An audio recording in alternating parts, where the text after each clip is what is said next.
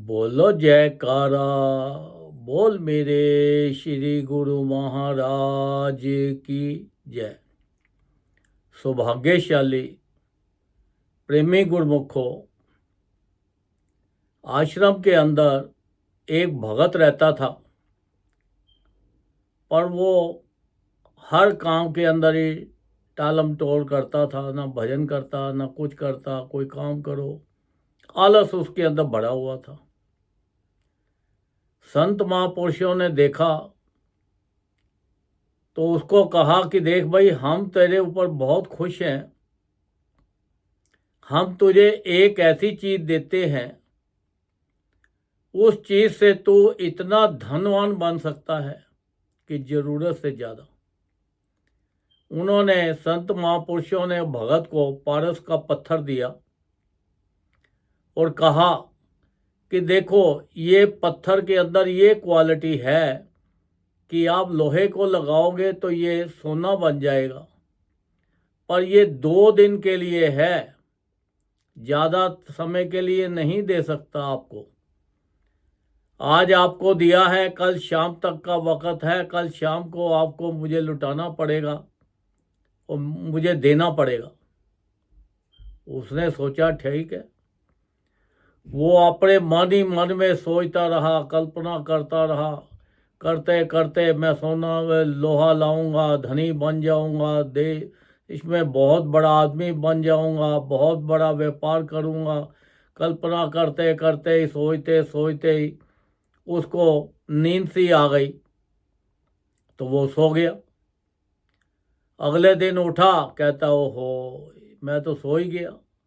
अगले दिन फिर उठा, फिर सोचने लगा कि आज जाके मुझे लोहा लाना है। लोहा किस भाव में मिलेगा, कहाँ से मिलेगा, कैसे लाना है। उसी चीज़ में वो करता करता उसका दिन भी जो था बीत गया।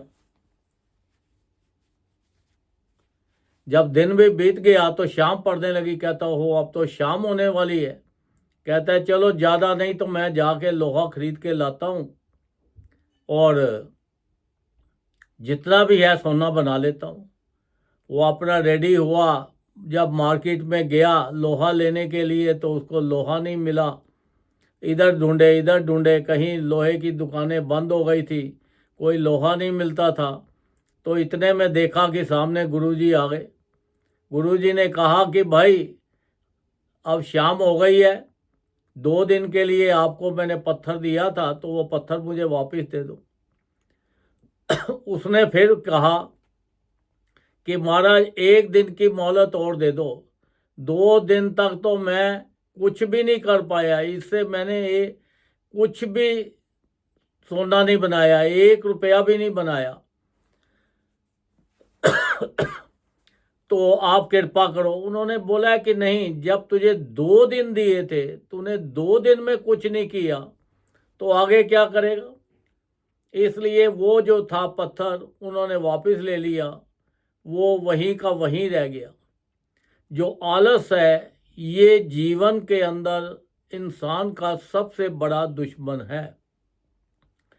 जैसे आप कोई भी काम करो, अगर उस काम में आपकी रुचि नहीं है, आप बोल तो अभी कर लेंगे, अभी कर लेंगे, शाम को कर लेंगे, दोपहर में कर लेंगे, तो वो आलस है। आलस क्या चीज़ है? आलस यही है। और आलस के 4 गुण हैं। एक तो रुचि ना होना किसी भी चीज़ के अंदर। दूसरा, कोई भी काम को टाल मटोल कर देना। चलो भाई, आज कर लेंगे, शाम को कर लेंगे, कल कर लेंगे, परसों कर लेंगे। और तीसरा, सुस्ती। और चौथा, लक्ष्य का होना।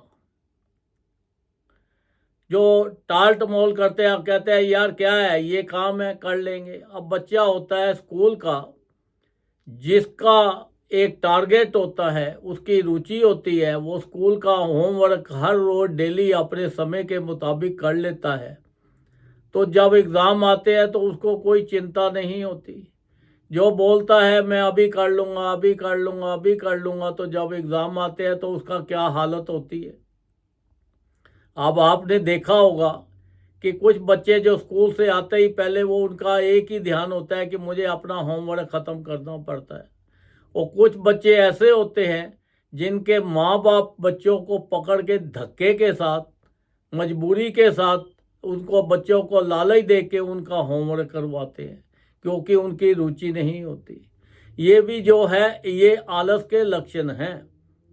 अब टाल मटोल कर देना, आज है शाम है, आज ठंड है, आज गर्मी है, आज धूप है, आज शाम है, तो ये टाल मटोल करने से ये जो हम करते हैं ये हमारे जीवन के अंदर सबसे बड़ा जो नुकसान है।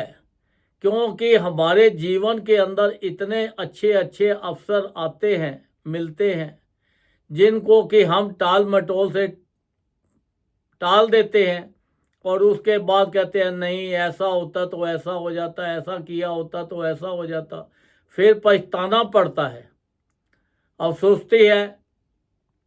अब देखो जब सुबह उठते हैं तो कहते हैं नहीं यार अभी तो ठंड है, अभी गर्मी है, अभी सुस्ती है, चलो अभी थोड़ी फिर भजन कर लेंगे, अभी तो हम बच्चे हैं फिर भजन कर लेंगे, अभी जवान हैं फिर कर लेंगे, बुढ़ापे में करेंगे, उसमें करेंगे, चलो कहीं बाहर जाके करेंगे, अभी शोर शराबा बहुत हो रहा है, अभी भजन नहीं हो सकता।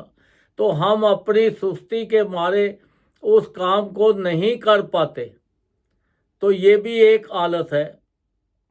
और लक्ष्य का ना होना, हमारे जीवन के अंदर हमारा एक लक्ष्य होना चाहिए कि हमें सुबह उठना है, उठ के अपना स्नान वगैरह करना है और अपना भजन पे बैठना है, सत्संग सुनना है, उसके बाद हमने चाय पानी पीना है, खाना पीना है, फिर अपने बिजनेस में लगना है, अपने परिवार को देखना है, अपने सबके संबंधियों को देखना है, अपने संसार के और जितने काम हैं वो करने हैं।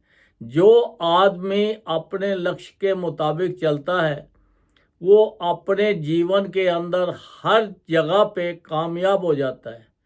जिसका कोई लक्ष्य ही नहीं है उसको भाई कब उठना है कब सोना है कोई पता ही नहीं है। रात को 12 बजे सो रहे हैं, 2 बजे सो रहे हैं, 1 बजे सो रहे हैं, 11 बजे सो रहे हैं, कोई टाइमिंग ही नहीं है। खाने का कोई टाइमिंग ही नहीं है। जब हम अपने समय के मुताबिक सोते नहीं हैं तो हम समय के मुताबिक उठ भी नहीं सकते, और समय के मुताबिक अगर खाएंगे नहीं तो समय के मुताबिक हमारी हेल्थ भी सही नहीं रहेगी। क्योंकि समय के मुताबिक हर चीज़ का एक लक्ष्य होता है, हर चीज़ का एक टाइम होता है। जिस टाइम के मुताबिक अगर हम काम करेंगे तो हमारे जीवन का मकसद पूरा हो जाएगा, हमारा लक्ष्य पूरा हो जाएगा।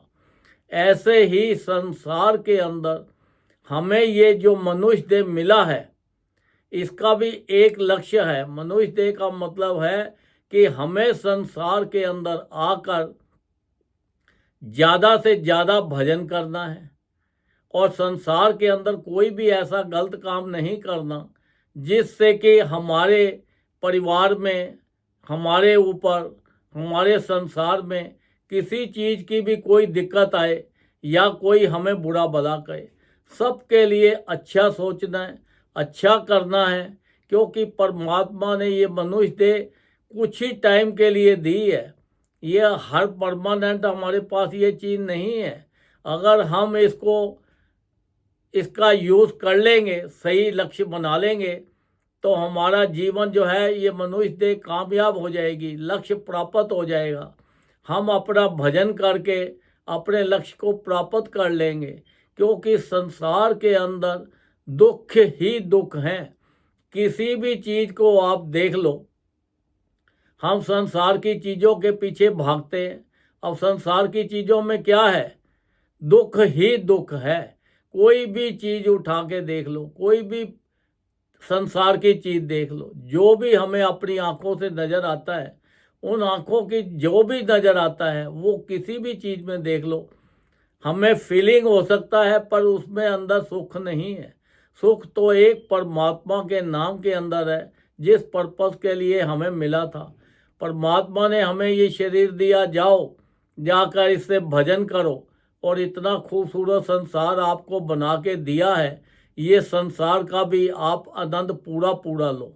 अगर हमने उसके अंदर सुस्ती कर दी, टाला मटोल कर दिया, तो फिर हमें ये अवसर जो हाथ से हमारे निकल गया, ये अवसर दोबारा हमारे हाथ में नहीं आने वाला।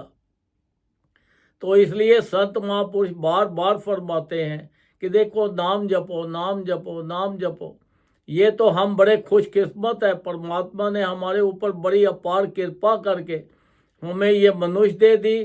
फिर उसके बाद संत महापुरुषों की चरण शरण मिली है।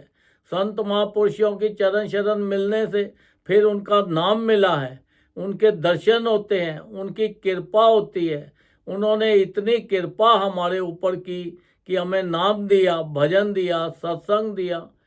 और देखो, फिर भी अगर हम उनका चीज़ों का नहीं माने तो फिर हमारा क्या होगा। हमें उनके हुक्म में चलना है, उनकी बनाई हुई चीज़ों का, नियमों का पालन करना है। देखो, उन्होंने तो सबके ऊपर अपार कृपा करके 5 नियम बना दिए, श्री आरती, पूजा, सत्संग, सेवा, सिमरन और ध्यान। जो श्रद्धा सहित करे निश्चय हो कल्याण। कहते हैं जिस परिवार के अंदर ये 5 नियमों का पालन हो जाएगा, और उस परिवार के अंदर दुख नाम की, संसार के दुख नाम की कोई चीज़ नहीं रहेगी। संसार के सारे ही सुख वहाँ पे अपने आप आते चले जाएंगे। अगर आपके शरीर में भी कोई रोग है, प्रॉब्लम है, परेशानी है, मानसिक है, सब खत्म होती चली जाती है। क्योंकि ये जो नाम एक ऐसी दवाई है, नाम एक ऐसी चीज़ है, ये लाखों, करोड़ों, अरबों बीमारियों की, किसी भी चीज़ की ये सबसे बड़ी ये इलाज है। देखो, संत महापुरुषों के पास जाके हम 50,000 क्वेश्चन करते हैं डिफरेंट, तो वो हमें क्या फरमाते हैं? वो कहते हैं भजन करो, नाम जपो, सब ठीक हो जाएगा। तो ये इतनी बढ़िया चीज़ हमें मिली हुई है।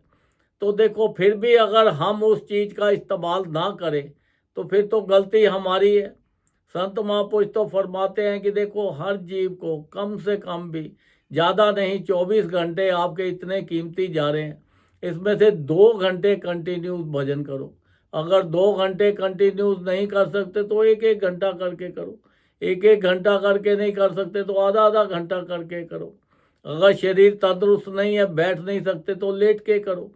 जैसे भी उठते, बैठते, चलते फिरते, ट्रैवल करते हुए ये भजन को आपने नहीं छोड़ना। ये नाम ही संसार के अंदर आपको भवसागर से पार कराएगी। ये जो दुखों का सागर है, इस पे बचने के लिए परमात्मा ने, संत महापुरुषों ने हमारे ऊपर इतनी कृपा की कि हमें ये नाम दिया है। ज़्यादा से ज़्यादा नाम जपना है, और हमें अपने आलस को छोड़ना है। आलस तो हमें नहीं छोड़ेगा, हमें आलस को छोड़ना है। जो आलस को छोड़ देते हैं वो अपना भाग्य बना लेते हैं, वो अपने जीवन में कामयाब हो जाते हैं। जो आलस नहीं छोड़ते, उसके चक्कर में फंस जाते हैं, तो उनका जो जीवन है वो सारा ऐसे ही बीत जाता है। इतने इतने अवसर आने के बाद भी वो अपने जीवन में कामयाब नहीं हो पाते। तो देखो, संसार के अंदर तो हर चीज़ है। अब बारिश होती है तो उसने ये थोड़ा देखना है मैं कहाँ पे हूँ, कहाँ नहीं। बारिश तो सभी जगह पे हो रही है। अब जहाँ खेती में होती है तो वहाँ पे अनाज उग जाता है, कहीं और पानी में होती है तो पानी मिक्स हो जाता है, मट्टी पे पड़ती है तो कुछ और हो जाता है। ये तो देखो, नाम मिला हुआ है, जो इस नाम का फ़ायदा उठा लेगा तो बस उसी का जीवन सफल हो जाएगा। और ये जो शरीर, मानुष देह भी हमें मिली है, उसी की कामयाब है, उसी की सक्सेस है, जो ये मानुष देह से आलस को छोड़कर और संसार के सब चीज़ों को ध्यान में ना रखते हुए, इनका आनंद लेते हुए, अपना ज़्यादा से ज़्यादा परमात्मा ने जो हमें, भगवान ने जो हमें नाम दिया है, उनके दर्शन दीदार दिए हुए हैं, उनका सत्संग मिला हुआ है, वो ज़्यादा ज़्यादा सत्संग सुने और भजन करें और इससे पूरा पूरा लाभ उठाएं। सबके लिए अच्छा सोचे, अच्छा करे, किसी की निंदा चुगली ना करे, अगर तुम्हें कोई दो गाली भी निकाल देता है, तुम्हारी बुराई भी करता है, तुम्हें चीट भी कर लेता है, तुम्हें ऐसे ब्लफ भी खेल लेता है, तुम्हें लूट भी लेता है, तो उसके ऊपर छोड़ दो, क्योंकि वो अपने कर्म बनाता जा रहा है। जैसे उसने तुम्हारे साथ चीट किया, उसका अपना बन गया, ब्लफ खेला, लूट लिया, तो तुम्हें कोई फर्क नहीं पड़ेगा। आपने एक किस्सा तो सुना ही होगा कि एक चोर था। अब वो चोर जो था अपने बच्चों के साथ जा रहा था, अपने बच्चों को बताता है कि देखो ये जो घर है, ये बिल्डिंग है, ये घर के अंदर मैंने 50 बार से भी ज़्यादा चोरी की है। अब इस चोरी करने के बाद फिर भी इस घर में दिया जल रहा है, रोशनी हो रही है। हमने इतना लूटा, इतना किया, फिर भी हमारे घर में दिया नहीं जलता, अशांति अशांति रहती है। तो देखो, आपको कोई भी लूटता है, चीट करता है, ब्लफ खेलता है, छोड़ दो उसके ऊपर। उस परमात्मा को याद रखो, वो तुम्हारा सहारा है, वो तुम्हें उससे और ज़्यादा देता है, कम नहीं देता। जो चीट करने वाला होता है वो भले तुम्हारी निगाह में पैसा तो बना रहा है, धन बना रहा है, चीज़ें बना रहा है, पर उसकी लाइफ के अंदर सुख नहीं होता। वो हमेशा अपने शरीर से भी, अपने मन से भी, अपने परिवार से भी, अपने हर चीज़ से वो परेशान ही रहता है, क्योंकि उसके अंदर जो है उसके विचार ऐसे बन जाते हैं ताकि वो ऐसे गलत जो काम करते हैं। तो हमें अपने जीवन में कोई भी गलत काम नहीं करना, सबके लिए अच्छा सोचना है, अच्छा विचार करने हैं, अच्छा ही सबके लिए करना है, और ज़्यादा से ज़्यादा भजन जपना है, नाम जपना है, संत महापुरुषों के जो बनाए हुए नियम हैं इनका पालन करना है, ताकि हमारा जीवन जो है, जो हमें मनुष्य देह मिली है, हमें जो ये श्वास मिले हैं, ये सारे काम में आ जाएं और जीवन जो है हमारा सफल हो जाए, हम दुखों से छूट कर उस सचखंड को जाएं। और क्योंकि नहीं तो ये दुखों में फंस गए तो मालूम नहीं, फिर हम ये शरीर तो देखो, ये आत्मा तो कभी मरना नहीं है, ना ये मरती है, ना जलती है, ना कुछ होता है। ये तो कपड़े बदलती रहती है, जैसे हर रोज हम आज पैंट डाली, कल सूट डाला, परसों कोट डाला, तो ये तो डिफरेंट डिफरेंट है। तो इसलिए ये हमारी आत्मा ने कभी कीड़ा मकोड़ा बन जाएगा, कभी पशु पक्षी बन जाएगा, कभी जानवर बन जाएगा। तो ये तो अपने आप इसने रूप बदलते रहने। तो हमें ये रूपों से बचने के लिए, जिसके अंदर दुख ही दुख है, तो संत महापुरुषों ने हमें एक ही चीज़ इलाज दिया है कि ज़्यादा से ज़्यादा नाम जपो, आप संसार के सारे दुखों से बच जाओगे, 84 लाख योनि से बच जाओगे, और आपको ये जो मनुष्य देह मिली है, ये आपका आखिरी दरवाजा है, आखिरी आपकी जौन है, इससे आप बच सकते हो। बाकियों के अंदर तो आपको दुख ही दुख भोगना पड़ेगा। तो इसलिए अपने दुखों से बचने के लिए, उस परमात्मा की चरण शरण में जाने के लिए ज़्यादा से ज़्यादा नाम जपना है, भजन करना है, जिससे हमारा लोक भी सुखी हो जाए और हमारा परलोक भी सुखी हो जाए, और संत महापुरुषों को भी प्रसन्नता हो कि देखो हमारे पास ये जीव आया है तो इसका जीवन सफल हो गया। बोलो जयकारा, बोल मेरे श्री गुरु महाराज की जय।